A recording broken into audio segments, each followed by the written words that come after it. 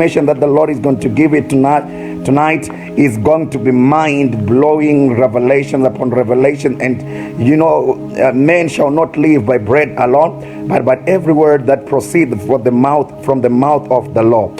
So every word, the Bible didn't say every word that used to proceed from the mouth of the Lord. The Bible didn't say every word that will proceed from the mouth of the Lord, but the Bible says by every word that proceeded from the mouth of the Lord, which is the Rhema word, not the Logos, but by the Rhema word. So as much as the body is nourished by food, also the spirit man is also fed by the word of God. So this is more than pizza. This is more than KFC. This is more than chicken in. God is going to bless your spirit tonight. Can you share this live broadcast with friends in various groups? Can you click the link and also share with the various family and friends? Glories to Jesus. If God will permit, I'll also preach and prophesy to some individual as the Spirit of God leads. Glories to the soon coming God. Watching from Queen's Park, this is Sister Loretta. May the good God bless you, woman of God. You are also going to connect to the flow of the anointing of tonight. Glories to Jesus. Chapter number 16 of the book of Matthew. Are we together? Chapter number 16 of the book of Matthew. God, I want the keys. The sovereign God is giving you the keys. The book of Matthew is in between Genesis and Revelation. Are you there? The book of Matthew is in between Genesis and Revelation. The book of Matthew is not the first one to be written in the New Testament. The first book to be written is the book of Mark. And Matthew, Luke, and John, they took some of the information from the book of Mark and the Q source. Hallelujah. I saw Prophet Courage all the way from Mozambique. He is also online. May the good God bless you, servant of God. We love you as royal priesthood family. We love you. We adore you. Mozambique, we know it's not going to remain the same. Chapter number 16 of the book of Matthew. Are you there? Chapter number 16, the book of Matthew, verse 18 and verse 19. We are only going to read two verses so that we will not waste much of the time. Two verses. The Bible says, and I say also unto thee that thou art Peter, and upon this rock I will build my church, and the gates of hell shall not prevail against it. And I'll give unto thee the keys of the kingdom of heaven, and whatsoever thou shalt bind on earth shall be bound in heaven, and whatsoever thou shalt loose on earth shall be loosed in heaven. This is the word of God. We ought to do what it says. May I also bear with me as I read for the second time for emphasis sake. And I say unto thee that thou art Peter the rock.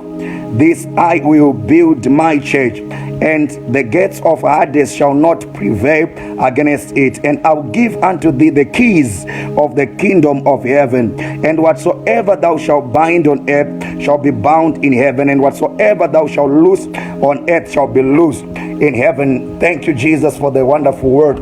Let us pray. Heavenly Father, we thank you in Jesus' precious name. Let your word become flesh and dwell among us, Lord. As we are going to have this wonderful service, Lord, everybody who is connected to this grace, if there is a problem in their life, I declare a solution. I declare spiritual growth, spiritual enhancement in the name of Jesus. Father, the same spirit that breathed upon the prophets and upon the apostles as they were writing the scrolls and the epistles, may the same spirit come upon me as I explain and expound your word unto your people.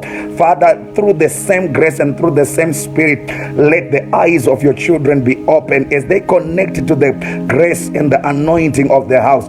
I pray, Spirit of the living God, that you also give each and every individual the keys. Let every declaration become prophecies in their lives. Let every decree, oh Father, and let every revelation bring spiritual elevation in their lives. In the name of Jesus Christ of Nazareth. Thank you, Father, for speaking into our lives today by the means of this broadcast. In Jesus' precious name. Hallelujah. Wow. Now, Church of God, people of God, one thing that you need to know is that there are doors that the Lord has made, and there are rooms that the Lord has made, and there are houses that the Lord has made. The Bible, the word of God says, in my Father's house there are many mansions. In my Father's house there are many mansions. So Jesus is telling us that in his Father's house, who is God, there are many mansions. So which means, in other words, Jesus is saying, in my Father's house there are many apartments. There are many apartments. In my Father's house there are many mansions. So if Jesus is telling us that there are mansions and there are apartments, it means if there is a house, it means the house has got door or doors. If the house has got doors, if we have got the doors, it means there are locks, there are keys that opens into those doors. Hallelujah. So many people have been praying to God, and they've been praying for breakthroughs. I would want to drive this into your spirit today, that breakthroughs are for babies in the kingdom. Breakthroughs are for those who are spiritual babies in the Lord. At one point, Paul wanted to preach to a certain church about Melchizedek. The Bible, the book of Hebrews says, I wanted to tell you about Melchizedek, but because you are babes in the Lord, he then stopped speaking about Melchizedek, because the level of the church was not mature enough to demystify the bones of the kingdom of God. I believe, and I know, because of this grace, God is taking you from a baby Christian unto a mature Christian in the name of Jesus Christ of Nazareth. So for you to get a breakthrough, it means you do not have the keys. You need to break into the room where that very thing that you're believing God for is, and you break and you get through. That's a breakthrough. Breakthrough. You break through. You break through. But a person who is mature in the kingdom of God doesn't need a breakthrough. A person who is mature in the kingdom of God need the keys.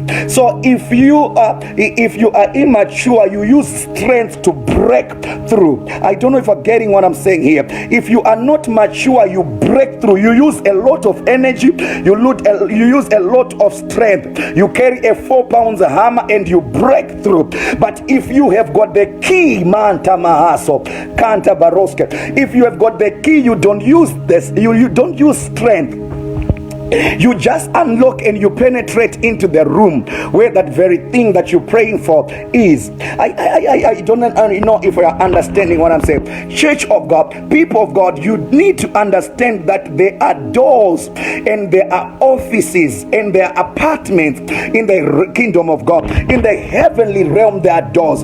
What causes a person to be a prophet is because God has entrusted that very person with a key that will enable him to enter into the prophetic office. And an office is a room that has got a door. I don't know if I'm getting what I'm saying here. An office is a room that has got a door. So the difference between prophets and an ordinary Christian is just that a prophet has been entrusted with the key that unlocks the door into the prophetic office.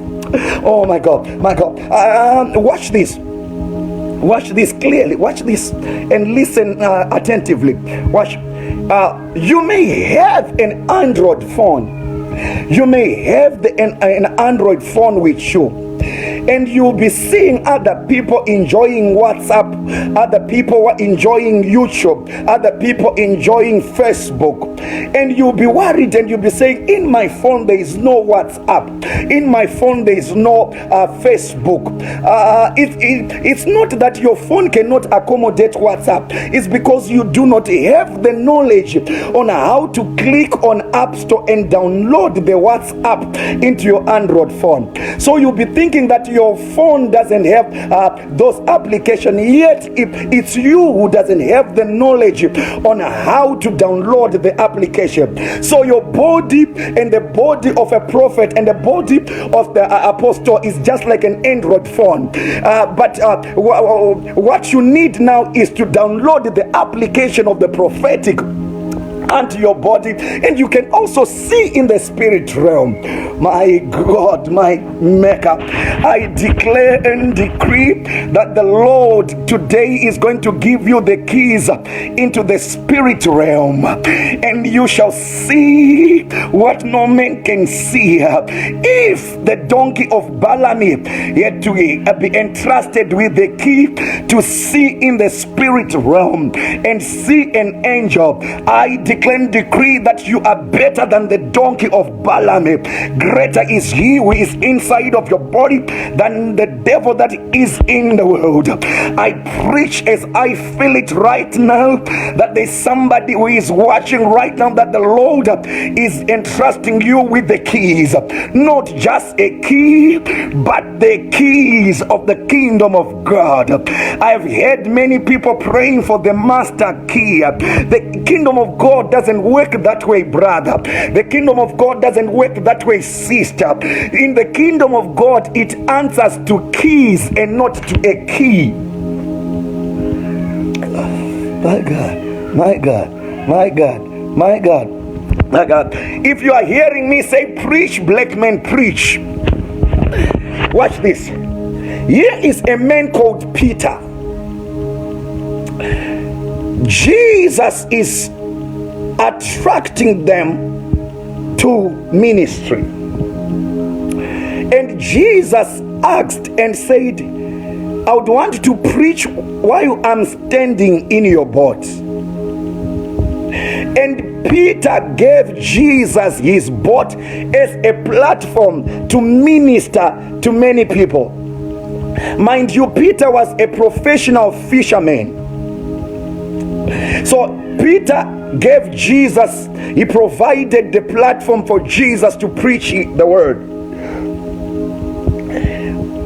Peter, it seems as if his life is at stagnant state when Jesus is in his boat preaching. Mind you, there are also other fishermen that are already in the business. They are already fishing. They are already in the field catching fish. And Peter is doing nothing. Not because he doesn't want to, but because he has provided his boat to Messiah so that he can preach while he is standing in his boat.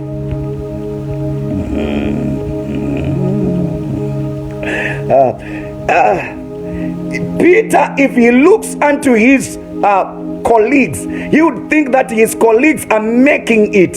His colleagues are already in the field catching fish. Yet, in the spirit realm, as long as Jesus is in your boat, you are not stagnant. As long as Jesus is in your boat, there is a spiritual transaction that is happening in your life. Jesus can choose to stand in your life, and he can choose to use your body, your mouth, and your all to preach his word. Other people, maybe your colleagues and people that your classmates and your age mate will be in the field in businesses, making it in business, and it will be seem like when you are pursuing the vision of preaching the gospel, you are at stagnant state. No, my brother, I've come to tell you that you are not stagnant. After Jesus preaches, while he is standing in your boat, listen to what he is going to say. He said, launch unto the deep for a catch. And Peter said, Master, we have toiled the whole night, we caught nothing, but at your word we shall launch unto the deep. In other words, Peter is saying, where you are telling me to launch, I have passed through it and I caught nothing. We have toiled the whole night. As a professional fisherman, I know where fishes are, but we have, because of research and professionalism, we tried to catch fish, but nothing came our way. But at your word, Jesus, we shall launch unto the deep.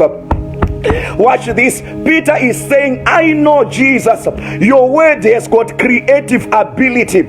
Even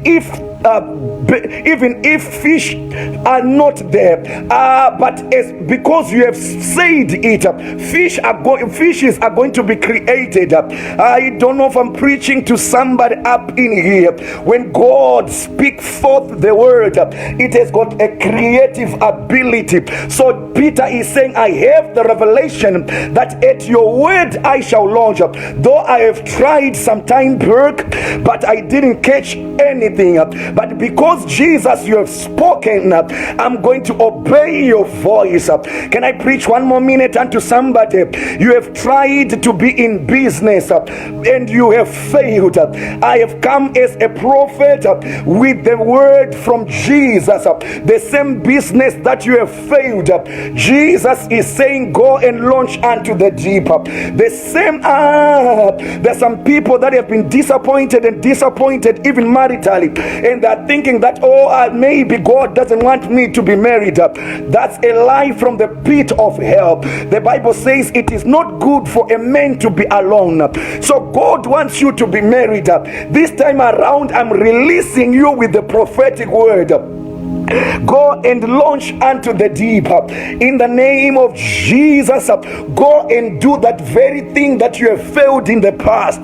Now you have got the spiritual backup of the heavens. If you hear what I'm saying, say preach, black man, preach. Oh, the heavens are opening to somebody tonight to do what you have failed in the past. If you have failed mathematics in the past, after this service tonight, I declare and decree failure shall not be found in your DNA. In the name of Jesus, if you prayed and fasted and it seemed as if nothing has materialized, I have the word from God and I have a word of God.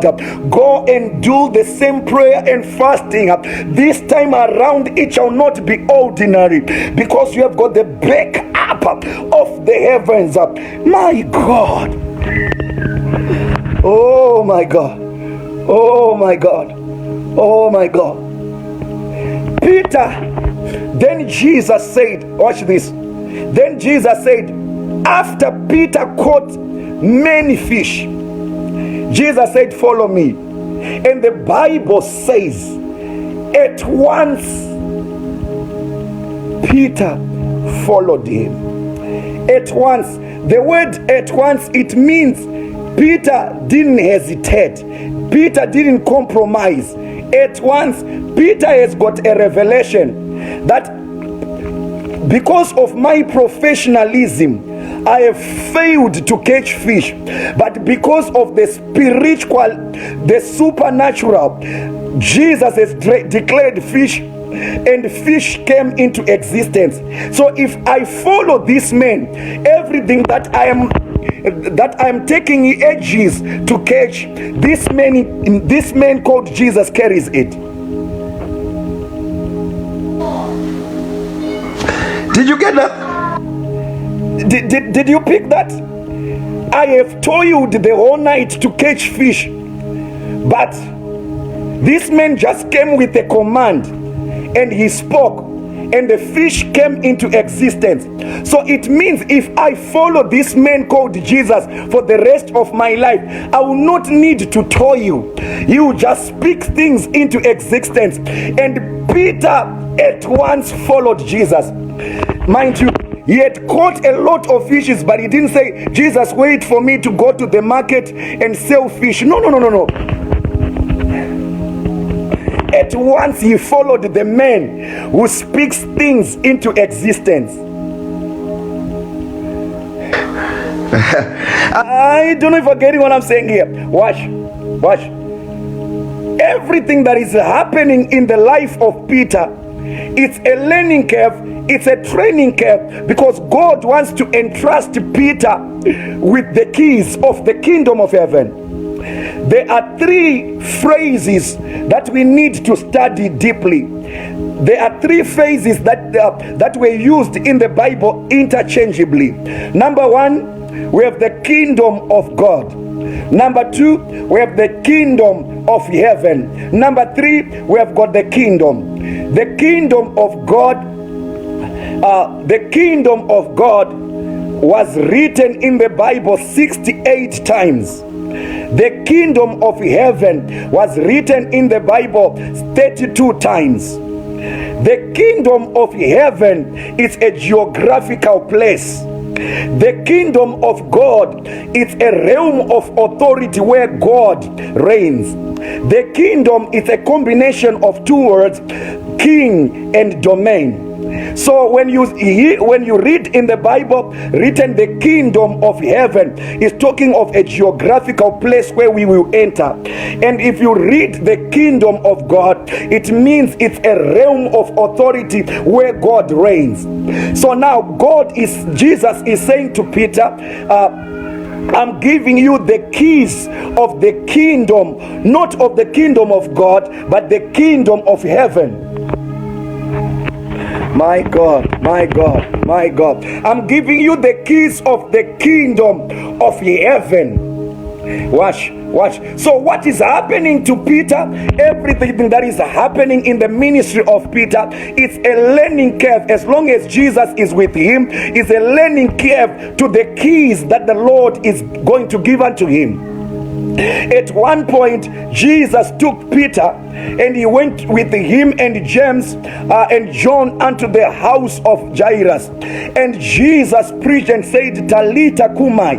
Jesus declared and said, little damsel, little daughter, arise. Peter is watching because it's a preparation of what is going to come to pass into his ministry. Watch this. As we said that there are doors, there are apartments. As we said that there are rooms. There are rooms in the kingdom of heaven that wealth and treasures are locked into them. There are rooms in the kingdom of heaven that carries the body parts. The Bible says, if there is nothing new under the sun, there is nothing new under the sun. If I have got a car, if the car has got a breakdown, I go to a shop where there are spares and buy spares and fix the car. So if a car has got a spare part, it means also my body has got spare parts.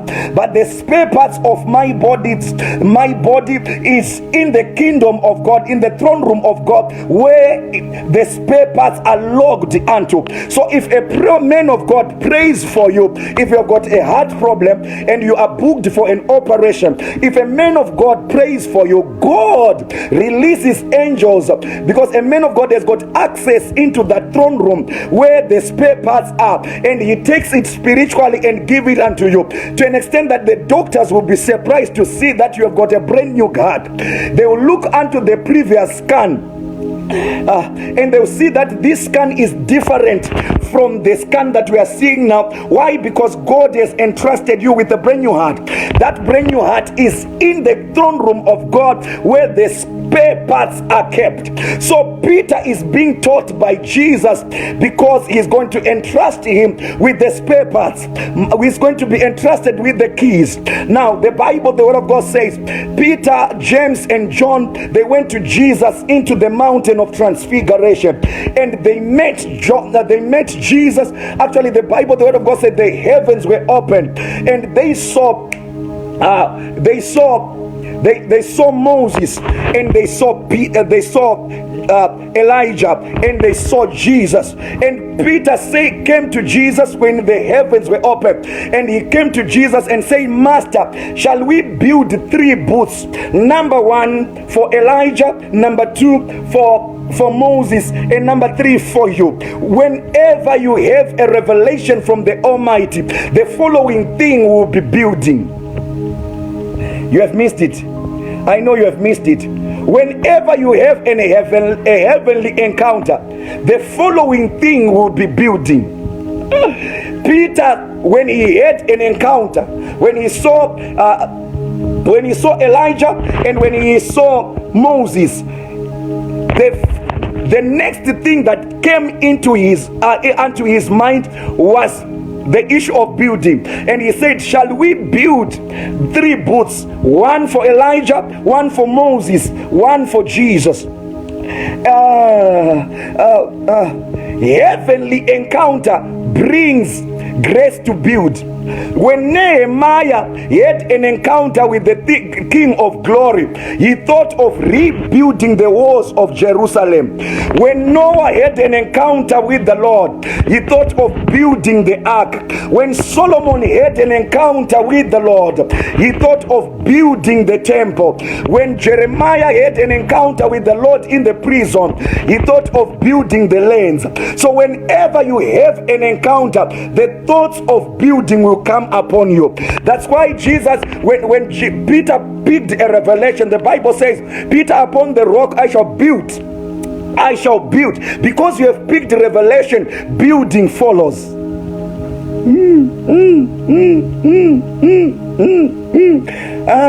When you pick the revelation, the following thing that will conceive into your mind is building.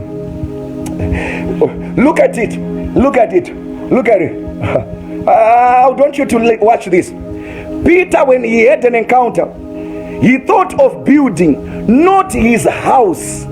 He said, let us build 3 booths, not 4 booths. Let us rebuild 3 booths, 1 for Elijah, 1 for Moses, 1 for Jesus. Not 4 booths, 1 for me, 1 for Elijah, 1 for Moses. You know, when you conceive of a heavenly vision, you think about other people and not about yourself.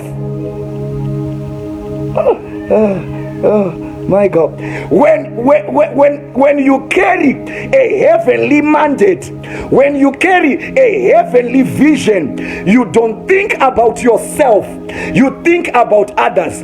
Peter is saying, I shall build the booths for Jesus, for Moses, and for Elijah. What about you, Peter? When you have an encounter with the Lord, you deny yourself.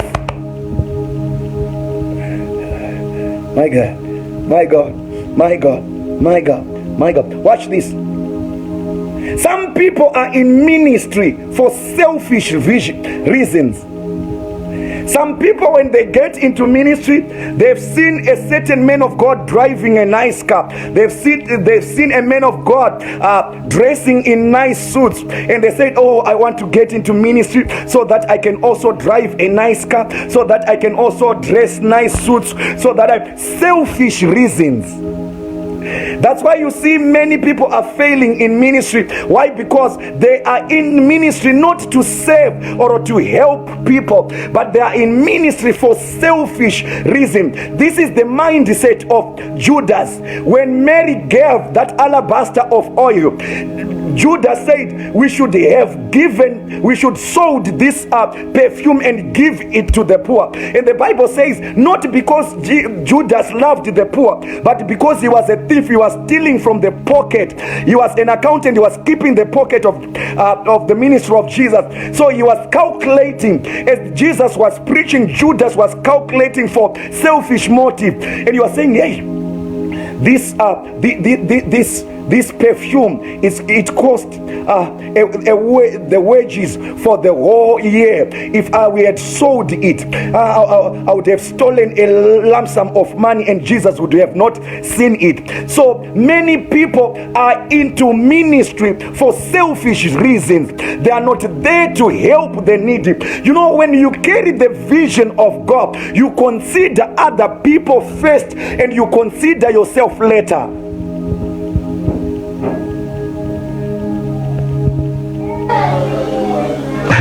I've seen many people that have planted charity organizations, because they are thinking that if we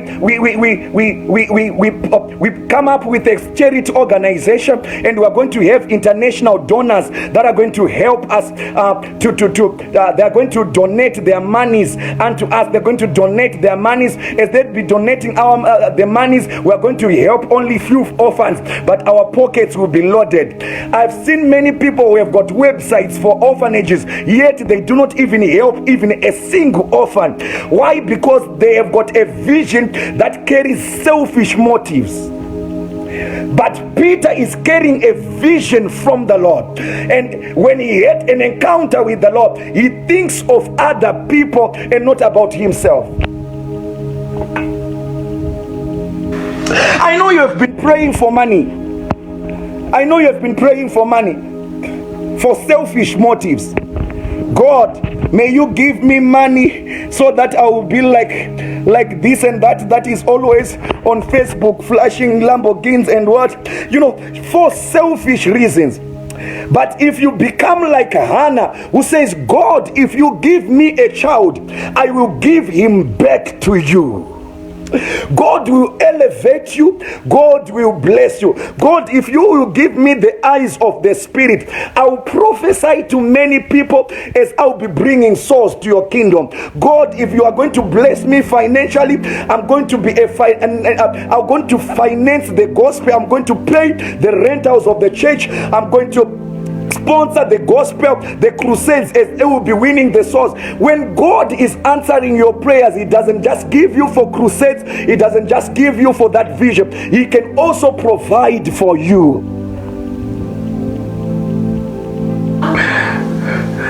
Glory to Jesus. Somebody is saying, God, deliver me from selfish motive. That is a powerful prayer point. Deliver me from selfish all right, today you were at church, and in the time of intercession, they said pray, and you were praying about yourself. Have you ever prayed for another man? Have you ever prayed for your brother? Have you prayed for your pastor? Have you prayed for Prophet Joshua? Have you prayed for the ministers of the gospel? But you are praying, God, give me a car. God, give me marriage. God, give me this. Your prayer points are selfish. My God. My God. Now, in the mountain of transfiguration, Peter is meeting up with Elijah and Elisha. Elijah and Moses. Moses is the prophet of water. The word Moses, the name Moses, it means withdrawn from water. And Elijah is a prophet of fire. As they are coming from the mountaintop, they are getting on the downhill. They are meeting with the disciples that had failed to cast the demons. And the demons say, the Bible describes it as, whenever this young man could be affected by this demon, the demon would take this man into fire, and the demon would take this young man into water. Peter and Jesus, they met with Elijah, a prophet of fire, and they met with Moses, a prophet of water. The demon would take the child unto fire and unto our water. In other words, when Peter was with Jesus in the mountain, they were being empowered to execute the situation that is on the downhill. I don't know, forgetting what I'm saying here. So some of the disciples failed to cast the demons, but Peter is on a training curve. And they came to Jesus after Jesus had casted the demon, and they came to Jesus and they said, why is it we have failed to cast the demons? And Jesus said, of this kind goes only by prayer and fasting. Of this kind goes by prayer and fasting. In other words, Jesus is saying, you know what you have denied to do, you know, of this kind goes away by what we are coming from doing. What we were doing in the mountain is the one that can enable you to cast such kind of demons. Peter is watching. Peter is being prepared for the keys. Watch this. Chapter number 16. Chapter number 16 where we have read. Chapter number 16 where we have read. Jesus asked and said, who does men call me that I am? And the disciples said, some they call you Elijah, some they say you are Jeremiah. And Jesus said, what about you? Who do you think that I am? And Peter said, you are the Christ, the Son of God. And Jesus said, blood and flesh has not revealed this unto you, Peter. Peter, upon the rock that I shall build my church, and the gates of Hades shall not prevail. Watch, listen attentively. Listen attentively. Sometimes you need to listen to what people say about you. I know many preachers have told you that don't listen to what people say. But there are moments that you need to listen to what people say about you so that you can change your lifestyle.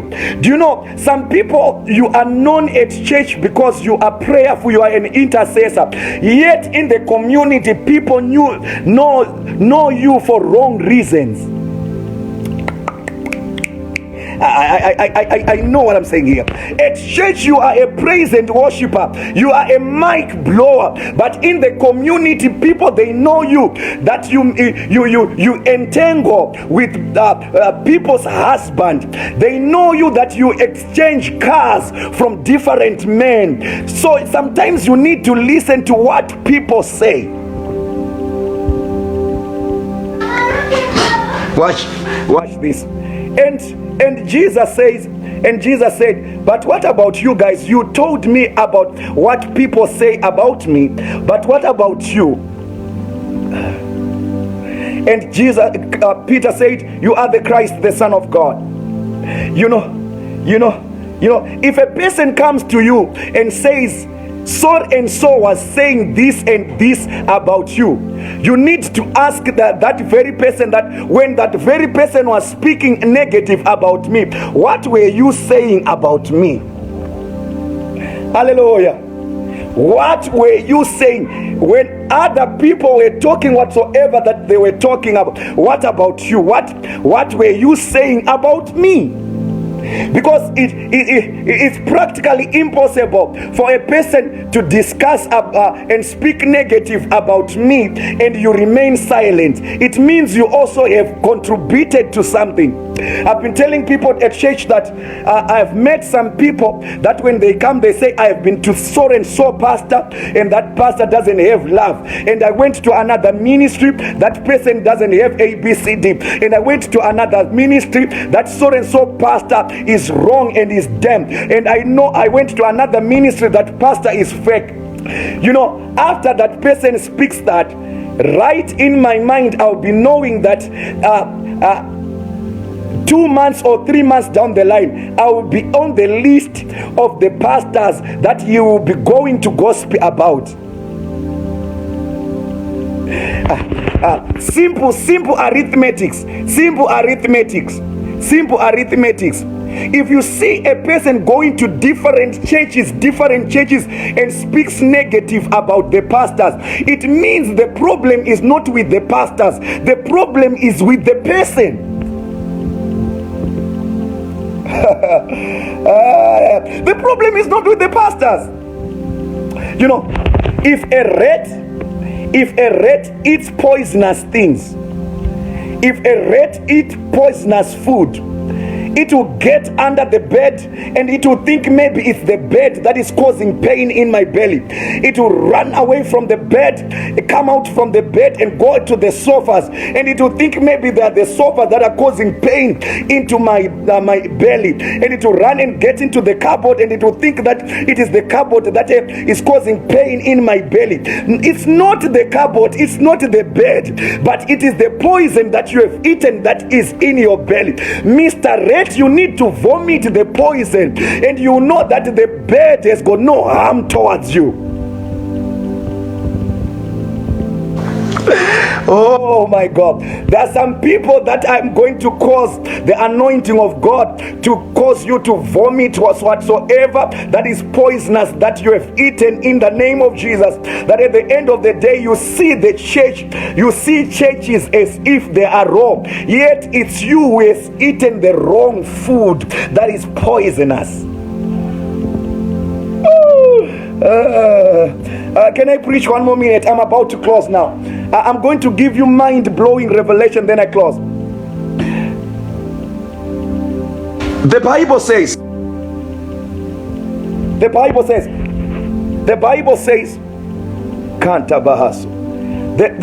says, Peter, because you have picked the revelation that I am Christ, Peter, upon the rock that I shall build my church, and the gates of Hades shall not prevail. This is verse 18. Verse 19 then says, I'll give you the keys of the kingdom of God. Whatsoever you bind on earth, it shall be bound in heaven. Wait a minute. Keys are not the keys of the kingdom of God are not given to every Jack and Jill. The keys of the kingdom of God are entrusted to those who pick the revelation. I repeat it again with no fear or compromisation.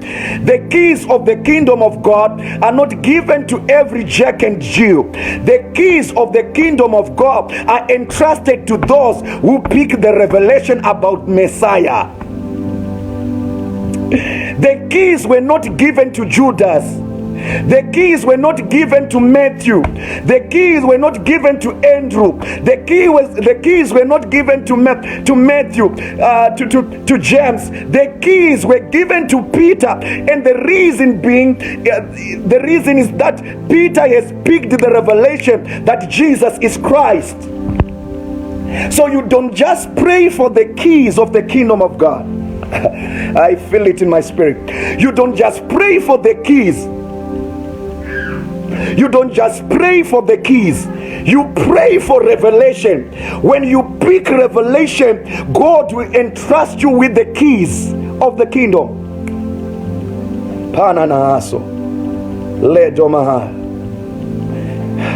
Watch this. And verse 18, the Bible is saying, Peter upon the rock, comma. I want you to check your Bible again. Peter upon the rock, comma. Peter upon the rock that I will build my church, and the gates of Hades shall not prevail. You are Peter, comma. You are Peter, comma. Upon the rock that I will build my church.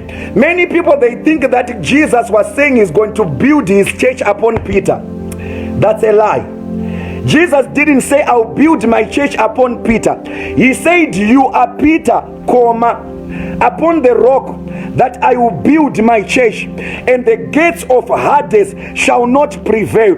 Jesus is saying you are Peter, because you have picked the revelation that I am Christ, and Christ is the rock. So upon the rock, upon the revelation that you have picked, upon the revelation of Christ, that's where I will build my church. Not that I will build my church on Peter, but I will build my church upon the rock, and the rock is Jesus. The rock is the revelation that you have picked, that I'm Christ. So upon the rock I will build my church. Upon the rock I will build my church. Upon the rock, not upon Peter. The church is Christo-centric. The church is not Peter-centric.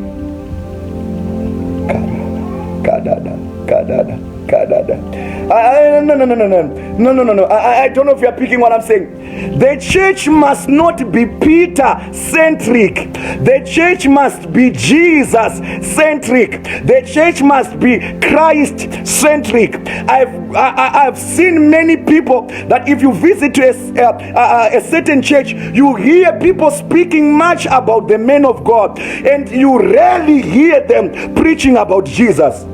Hey, our founder did this, our founder did this, our founder is a spiritual God, our founder is next to God, our founder is a second army commander, our founder is like this, and you rarely hear people speaking about Jesus Christ. The church is Christo-centric and not Peter-centric. So upon the rock, upon Jesus, who is the rock, the stone that was rejected by the builders and later became a chief cornerstone. So upon Peter, upon the rock, not upon Joshua Zulu.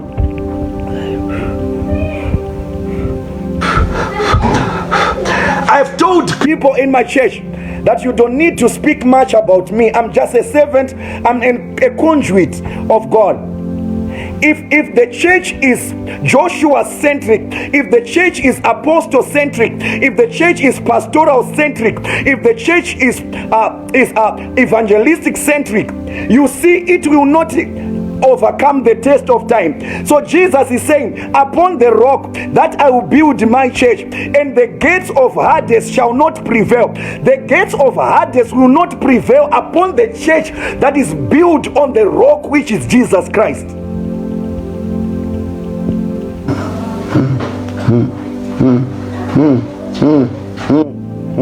The gates of Hades will not prevail upon the church that is Christo-centric, not Peter-centric. My God. Is your business Christo-centric? Is your marriage Christo-centric? Is your career Christo-centric? Is your ministry Christo-centric? Some people, let me blow your mind a little bit. In church we say, can I quadzasai? Can I quadzasai a little bit before I prophesy? Can I quadzasai, prophesy, teachesai, and then quadzasai again? Watch this. Watch this. Watch this.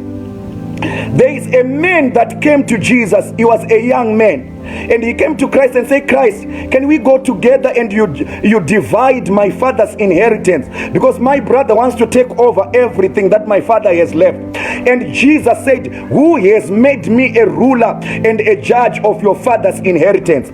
You know, when I read that scripture, I was angry at Christ and said, how could Messiah, a humble Christ, speak a rude statement like this? And it dawned in my mind that this statement was not rude. Jesus is a gentleman. He doesn't do anything that is not executed. In chapter number 3 verse 20 of the book of Revelation, the Bible says, Jesus said, behold, I knock at the door. Whosoever shall open the door, I shall enter. He is a supernatural and a spiritual man that can enter even the closed doors. Yet he is saying, I knock at the door, which means Jesus doesn't use force to enter into your heart. He opens a door. So when Jesus said, who has made me a judge and a divider of your father's inheritance, in other words, he is saying, I cannot do anything that I'm not authorized to execute. So there are some people who have invited Jesus in their hearts, but they've not invited Jesus in their pockets. So they will be saved, yet they will be poor. If they go to Christ and say, Christ, my finances, Jesus will say, who has ordained me to be a judge over your finances? There are some people that has invited Jesus in their hearts. They are born again, they are candidates of heaven, but they have not invited Jesus in their marriages. So if they face a marriage crisis, when they say, Christ, come into my marriage, he will say, who has made me a judge and a ruler of your marriage? There are some people who have invited him in their hearts, but he doesn't give them he doesn't give him authority over their finances. So Jesus will say, who has ordained me to over your finances? I've seen pastors who can preach and blow the microphone, yet their children will be miscellaneously. Why? Because the pastor has invited Jesus in their hearts, but he has never invited Jesus in their children's life. So when the pastor says, Jesus, my kids are misbehaving, Jesus said, who has made me the judge over your children? No. I don't know if I get what I'm saying here. There are people that preaches the word, that are intercessors, that are praise and worshipers, that are tithers, that have received Jesus in all various areas, but they have not received Jesus in their phones. They have not received Jesus in their phones. They cannot afford to open their gallery in the midst of people because their phones are filthy. You in your phones, in your gallery, Jesus cannot look unto it because it's filthy.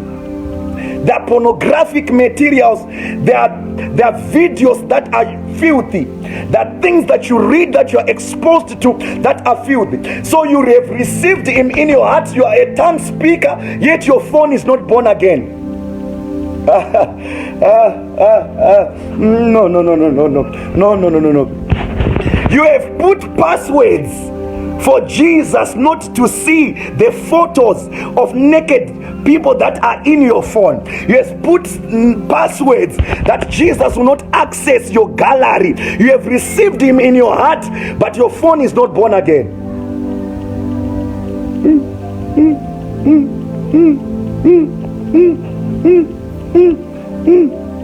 Jesus have mercy. So, my God, mind you, you do your transaction with your phone. You do your bank transaction with your phone. And if you call Jesus and say, Jesus, I'm facing financial crisis, he will look onto your phone and you say, the phone is filthy, I cannot look it twice. My God, my God, my God, my God, my God, my God, my God, my God. Watch. Now, God is saying, Peter, upon the rock that I will build my church, and the gates of Hades shall not prevail. Verse 18 then says, I'm giving you the keys. Oh my God, I feel it in my spirit that there is somebody that the Lord is entrusting the keys of the kingdom.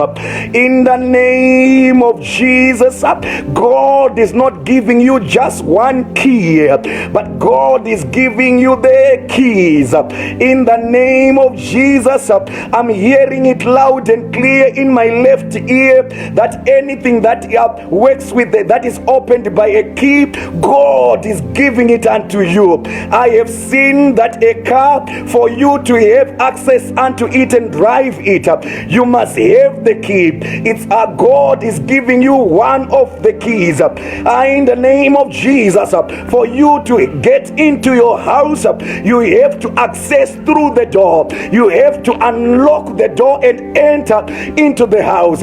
God is giving you houses in the name of Jesus. Jesus, before you ascended in the heavenlies, he prayed and said, let your will be done on earth as it is in heaven. Let thy will be done on earth as it is in heaven. So if the Bible says, in my Father's house there are many mansions, let that will be done on earth as it is in heaven. If God has got houses in heavenlies, I declare houses on the earthly realm to somebody who is watching this live broadcast. broadcast. Let the will of God be done on earth as it is in heaven, in the name of Jesus. And the Bible says in the heavenly Jerusalem, we shall walk in the streets of gold. Let that will be done on earth as it is in heaven. In the heavenly realm, we shall never be sick. Let that will be done on earth as it is in heaven. In the name of Jesus, in the heavenlies, we shall be all healed. Let thy will be done on earth as it is in heaven. The Bible, the word of God says, as he is in the heavenlies, so are we. I declare, Master, I declare many keys that you shall access many doors in the name of Jesus. I hear it loud and clear that there is a key of prosperity that God is giving unto you. There is a key of marriage that God is giving unto you. God said to me, Sonny, as you are going to preach, just go and declare and let them receive, and I will do it. I've been sent by God to declare, and the Lord say, if they are going to receive it, I will do it. I declare upon your life, Peter, that upon the rock I will build my church, and the gates of Hades shall not prevail. You are Peter, upon the rock I will build my business, and the gates of Hades shall not prevail. You are Peter, upon the rock I will build your marriage, and the gates of Hades shall not prevail. You are Peter, upon the rock I will build my company, and the gates of hell shall not prevail. Peter, I'm giving you the keys of the kingdom of God in the name of Jesus. And the keys have got two abilities. Can I preach to somebody up in here? The keys has got two abilities. The key can lock, the key can unlock. I repeat it again to somebody for emphasis sake. The key can lock, the key can unlock. I repeat it again for the third time.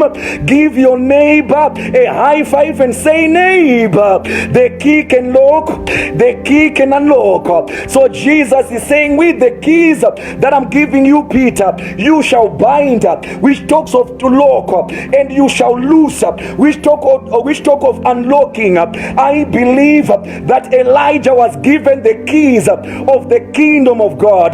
That's why Elijah locked the heavens. The Bible says Elijah said in the first Kings in the book of First Kings chapter number 17, he said, as long as the Lord that I serve liveth, there shall be no rain nor dew until I, Elijah, say it. Not until God says it, but until Elijah says it. The Bible, the word of God says, Elijah locked for the heavens for 3 years and a half, and he took the keys, put them in his pocket. When he wanted the heavens to bring rains, Elijah unlocked the heavens. The Bible, the word of God says, Peter, I'm giving you the keys. I'm seeing somebody right now. Can I prophesy?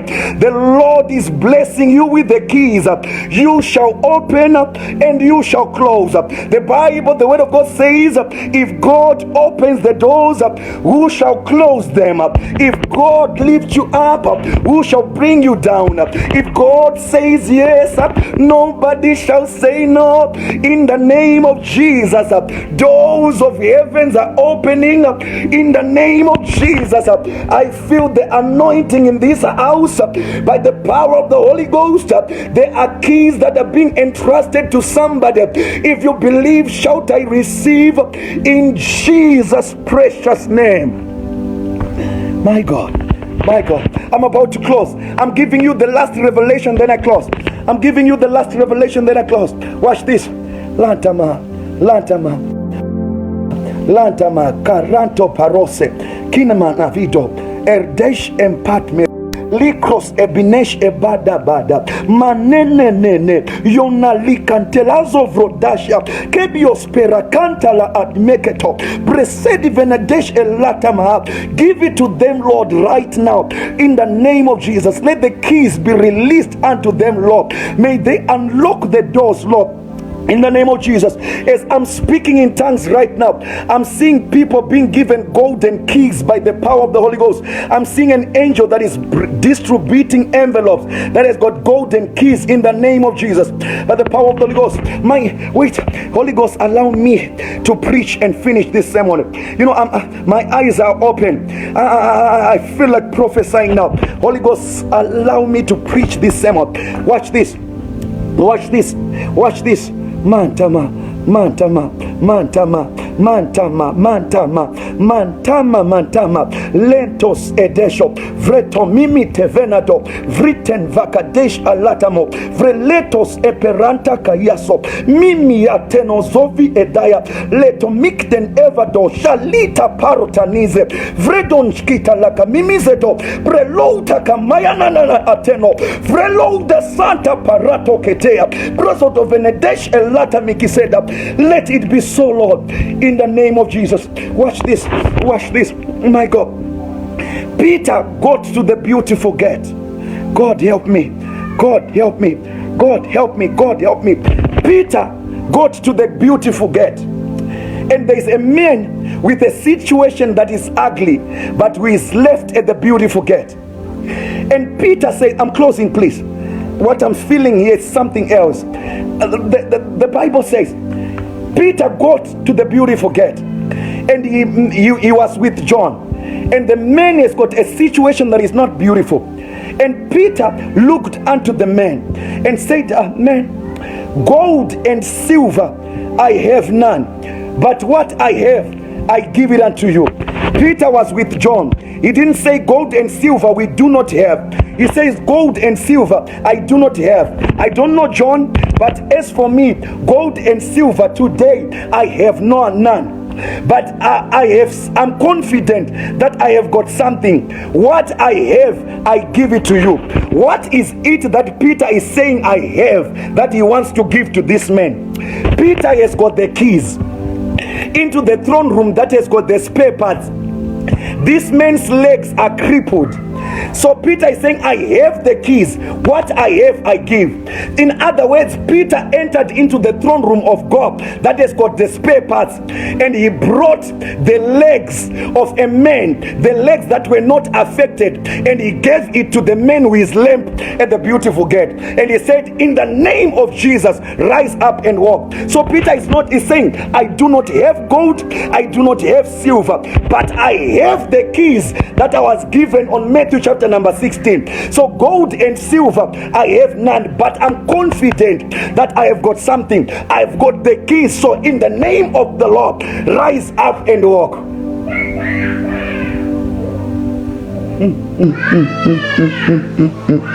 Wow. Oh. Ranama menoso. Rinete manadaso. Bereton evididen atabahaya. Meriten ezida. Meriten ezida. Meriten ezida. Meriten ezida. Meriten ezida. Meneno santa bahaya. Miton veredosh elikata. Watch this. Watch this. They killed James. And they took Peter into prison. They took Peter into prison. And the church prayed for Peter. Oh, and the church prayed for Peter. And the church prayed for Peter. Peter is in the prison. They locked Peter in the prison. They locked Peter in the prison. You cannot lock a man who has got the keys in your prison. They locked Peter in a prison, and the angel came and slept on Peter. And the Bible says, and the gates of the prison began to open at their own accord. Many people, they think that the gates of the prison gates were opened by an angel. No, the prison gates were not opened by the angel. The prison gates were opened by the keys that Peter was entrusted on Matthew chapter number 16. So the gates of the prison were opening not because of the angel, but they were opened because Peter had been given the keys. So you cannot put a man with the keys of the kingdom of heaven into your prison.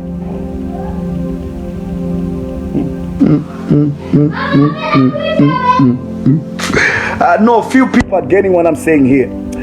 I don't know if you're understanding what I'm saying here. What?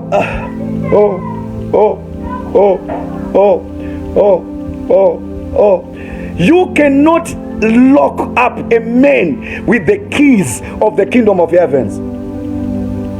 I believe also that Paul had been entrusted by God these same keys, because they locked again Paul in the prison, and the gates and the doors of the prison were opening at their own accord. Also to Peter, I believe he had been entrusted these spiritual keys.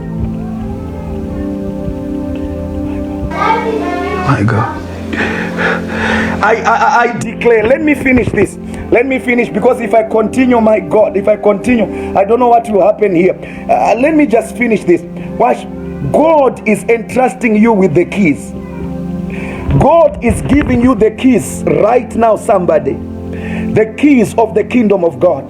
The keys of the kingdom of heaven. What the Bible says, whatsoever you shall bind on earth, it shall be bound in heaven. So you bind it on earth, and it will be bound in heaven. Whatsoever you loose on earth, you shall loose it in heaven. So what do you use these keys for? Because if I just give you the keys as a baby, if I give my son Joshua keys, he can stay outside the doors, outside the house for hours, because he doesn't know how to unlock the doors.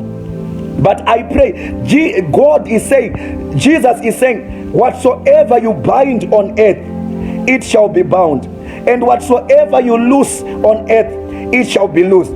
So with this key that God is giving unto you, you have to bind anything that is satanic. You bind it by the means of prayer. In the name of Jesus, as I bind every spiritual husband, you tell that spiritual husband, please, as I close, I want you to understand this. Many people, I have heard them praying and saying, God, come and take away these demons that are troubling us. God, come. And God, come and cast out the demon, the spiritual husband. God, come and take away my poverty. God, come and take away my disappointment. Guess what? God, with his sovereign power, do you want him to come and leave heaven to come and fight your demons? No. God doesn't work that way. God doesn't work that way. Watch this. The Bible says, behold, I give you power. Whatsoever that you tread, even if you tread upon scorpions, they shall not hurt you. And I'm giving you power to cast out demons. So the power to cast demons out, the power was given to you. So you don't need to call God to come and cast demons for you. He has given you the power already. So with the key that the Lord has given you, he's saying you bind whatsoever you bind. You know, why is it you are letting spiritual husband to come and enjoy the benefits of your husband without any lobola that the spiritual husband has paid? You have to tell that spiritual husband that you spiritual husband, I bind you in the name of Jesus. You must not come into my house again in Jesus' name. The authority was given unto you already. The power was given unto you already. You don't need to call God to come and cast the demons for you. It's you who cast the demons. And the Bible says, whatsoever you loose on earth, it shall be loosed in heaven. So you have to loose your car. You have to release your car.